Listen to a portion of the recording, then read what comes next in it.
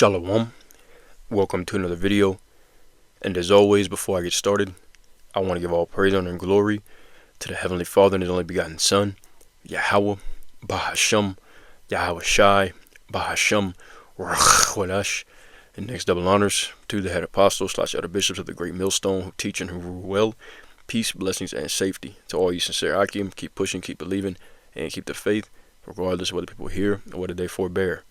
This is going to be a quick history lesson on the history of the Israelites. Okay, and this is a back to the basics. All right, going into the topic of how not all Israelites are Jews. Okay, because that is a common consensus that most people are not aware that just because you are an Israelite doesn't mean that you are a Jew. They see the two words as interchangeable, and they're not. Okay, specifically, a Jew is generally one that is of the southern kingdom, okay, but mostly from the tribe of Judah. But as I said, it can also mean Judah, Benjamin, or Levi, which makes up the southern kingdom of the Israelites. And then you have the northern kingdom, which are the other 9 or 10 tribes. Okay, Levi was originally part of the northern kingdom. Okay, and there's history on that. You can find that history in 1 Kings, the 11th chapter on down. Talks about the death of King Solomon, King David's son, and after that, that's when you had the split. Okay, but anyways, just a quick history lesson. So we're going to dive into this topic. Yahweh Rachazam, I mean the Heavenly Father's will is edifying to the elect. All right, and this topic was sparked, okay, in my mind because once again, a lot of times I hear people use the term Jew and Israelite interchangeably, and they're not one and the same. Okay, every Jew is an Israelite, but not every Israelite is a Jew, if that makes sense. Okay, the Israelites are those who descend from one of the 12 tribes of Israel, the sons of Jacob. That's the Israelites. And the Jews are primarily, okay, those that descend out of the tribe of Judah, but also can be referred to as those that descend out of Judah, Benjamin, and Levi, once again being the southern kingdom. So let's read this quick brief history, all right, off of Google. The AI overview, it says the name Jew originates from the kingdom of Judah, one of the 2 kingdoms that emerged after the death of King Solomon. Once again, this history is found in 1 Kings, the 11th chapter. Okay, and you read on down, it goes into the split, all right, of the tabernacle of David. Okay, that's what it was called, which is the rulership of David's lineage. Okay, you had the split, and Rehoboam was King Solomon's son that took over the southern kingdom, and Jeroboam took over what was known of as the northern kingdom, which were all of the other tribes. Okay, it says the name Jew originates from the kingdom of Judah, one of the 2 kingdoms that emerged after the death of King Solomon. Initially, Jew referred specifically to members of the tribe of Judah. Over time, it expanded to encompass all those from the kingdom of Judah, which included the tribes of Judah, Benjamin, and Levi, as well as scattered settlements from other tribes. After the destruction of the northern kingdom of Israel and the exile of its people, they went into captivity under the Assyrians. Okay, just did a video on that yesterday. The kingdom of Judah became the sole Jewish state, and the term, and it says Yehudi, but in Paleo Hebrew it's Yahawada. All right, which means it's a compound word, Yahweh being in the name of the Heavenly Father, and Tawada meaning thanks. So, giving thanks to the Heavenly Father. And the term Yahawada began to be used for all Israelites. Okay, and that's false. That's where the confusion comes in.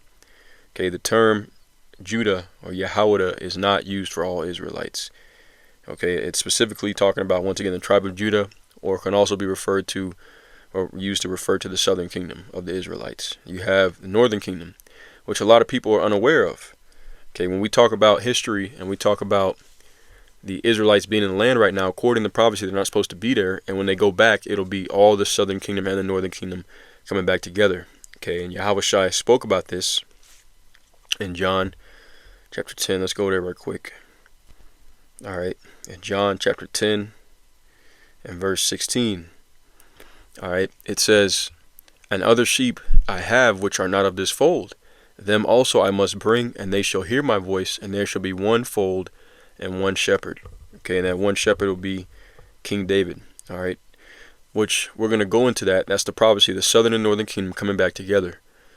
Okay, this is found in the book of Ezekiel, 37th chapter. And this is important to know because a lot of times when you're reading prophecy, it'll say, and I will save Judah and I will save Israel. Okay, it's talking about the southern kingdom being Judah and the northern kingdom being Israel.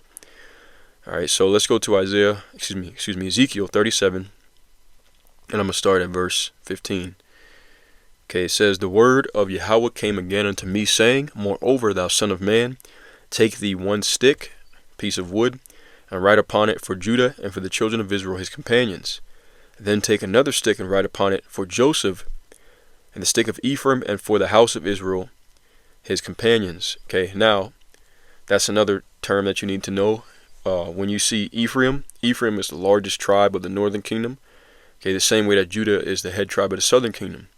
So, okay, a lot of times the northern kingdom will be referred to as Ephraim, or referred to as the remnant of Joseph. Okay, or the the tribes of Joseph. It's talking about the northern kingdom.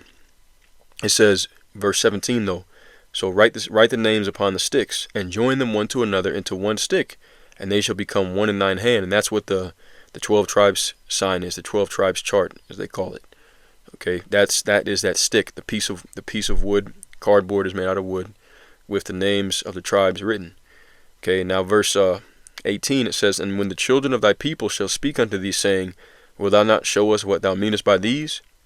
Say unto them, Thus saith Yahweh, Ba'ashem Yahushai, Behold, I will take the stick of Joseph, which is in the hand of Ephraim, and the tribes of Israel his fellows, and will put them with him, and even with the stick of Judah, and make them one stick, and they shall be one in mine hand. And the sticks whereon thou writest shall be in thine hand before their eyes." Okay, this is once again the 12 tribes chart. "And say unto them, Thus saith Yahweh, Behold, I will take the children of Israel from among the heathen, whither they be gone, and will gather them on every side, and bring them into their own land." And this is referring to all 12 tribes. "And I will make them one nation in the land upon the mountains of Israel, and one king shall be king to them all, and they shall be no more two nations, neither should they be divided into two kingdoms any more at all." Okay, and that's what we're talking about. That's what we read in John 10 and 16. He has a sheep of another fold. He's talking about the northern kingdom of the Israelites. It says, "Neither shall they defile themselves any more with their idols, nor with their detestable things, nor with any of their transgressions, but I will save them out of all their dwelling places wherein they have sinned, and will cleanse them, so they shall be my people, and I will be their power. And David my servant shall be king over them, and they shall all have one shepherd. They shall also walk in my judgments, and observe my statutes, and do them. And they shall dwell in the land that I have given unto Jacob my servant, wherein your fathers have dwelt, and they shall dwell therein, even they and their children, and their children's children forever. And my servant David shall be their prince forever." See, okay, and that's what that John 10 and 16 was saying, talking about they will be joined together and have one shepherd. Okay, Ezekiel 37 and 24 is the precept for that. Let's continue on though. Ezekiel 37 and 26, "Moreover, I will make a covenant of peace with them, and shall be an everlasting covenant with them, and I will place them and multiply them, and will set my sanctuary in the midst of them forevermore. My tabernacle also shall be with them, yea, I will be their God, and they shall be my people. And the heathen shall know that I, Yahweh, do sanctify Israel, and my sanctuary shall be in the midst of them forevermore." All right, so this is the prophecy of the two kingdoms coming back together. Okay, let's get this 2 Ezra 13. It tells you what happened to the northern kingdom. All right, after the first captivity, the Babylonian and Assyrian empires, okay, the northern kingdom went into Assyria, and the southern kingdom went into Babylon under King Nebuchadnezzar. Okay, after that, it tells you what happened to the northern kingdom here in 2 Ezra 13th chapter. 2 Ezra 13 and verse 39. "And whereas thou sawest that he gathered another peaceful multitude unto him," and the context of this chapter is the second coming of the Lord making war with the nations. You could also precept with that Revelation, the 19th chapter. But continuing on, it says, verse 40, "Those are the 10 tribes which were carried away prisoners out of their own land in the time of Hosea the king, whom Shalmaneser the king of Assyria led away captive. And he carried them over the waters, and so came they into another land.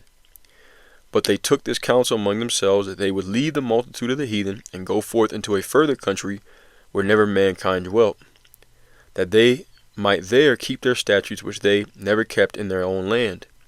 And they entered into Euphrates by the narrow places of the river, for the Most High then shewed signs for them, and held still the flood, till they were passed over. For through that country there was a great way to go, namely of a year and a half, and the same region is called Arsareth, and we know that today to be America. Okay, Babylon the Great, the daughter of Babylon. All right, those are just different titles. Spiritual Sodom in Egypt. All right, and that name Arsareth literally means other lands. Okay, it says, then dwelt they there until the latter time, and now when they shall begin to come. Okay, so they dwelt in Babylon the Great until the latter time to be joined unto the southern kingdom. That's what's happening right now. And when Yahushua returns, okay, he's going to gather both southern and northern kingdom together into one. Isaiah chapter 11 and verse 10. And in that day there shall be a root of Jesse, which shall stand for an ensign of the people, the descendant of Jesse, which is King David. All right, Jesse is Slakia. My bad, I'm speaking too fast. And in that day shall be a root of Jesse. Jesse was King David's father, and Yahushua comes from the lineage of King David. So Yahushua is a descendant of Jesse, which shall stand for an ensign of the people. To it shall the Gentiles seek, and his rest shall be glorious. And it shall come to pass in that day that the Lord shall set his hand again the second time to recover the remnant of his people, which shall be left from Assyria, and from Egypt, and from Pathros, and from Cush, and from Elam, and from Shinar, and from Hamath, and from the islands of the sea. So they were scattered, just like it tells you in the curse of Deuteronomy 28:64. It says, verse 12, and here's the point, and he shall set up an ensign for the nations, and shall assemble the outcasts of Israel, and gather together the dispersed of Judah from the four corners of the earth. Okay, so he's going to gather the outcasts of Israel, all right, the northern kingdom, and gather together the dispersed of Judah, southern kingdom, from the four corners of the earth. Verse 13, the envy also of Ephraim shall depart, and the adversaries of Judah shall be cut off. Ephraim shall not envy Judah, and Judah shall not vex Ephraim. So after they split during the time of King Solomon, they're going to be brought back together again to bring the resurrection of the complete tabernacle of David, all 12 tribes. Verse 14, this was going to happen to other nations. All right, the other seed lines. But they shall fly upon the shoulders of the Philistines toward the west, and they shall spoil them of the east together. They shall lay their hands upon Edom and Moab, and the children of Ammon shall obey them. And that's it. That's it. So, okay, this is just quick, history and prophecy. All right. Okay, that not all Jews, not all Israelites are Jews. You have Israelites that are the northern kingdom. They're not Jews. Okay, that's a whole different set of Israelites. And in the end times, they'll be joined back together again to rule over this earth in righteousness under the tabernacle of David. So that's it. Okay, just a quick history and prophecy lesson. Yahweh righteous always edifying. As always, all praise, honor, and glory to Yahweh, Bahashem, Yahweh Shai, Bahashem, Rachwadash. And until next time, Shalom, and Abad Babal.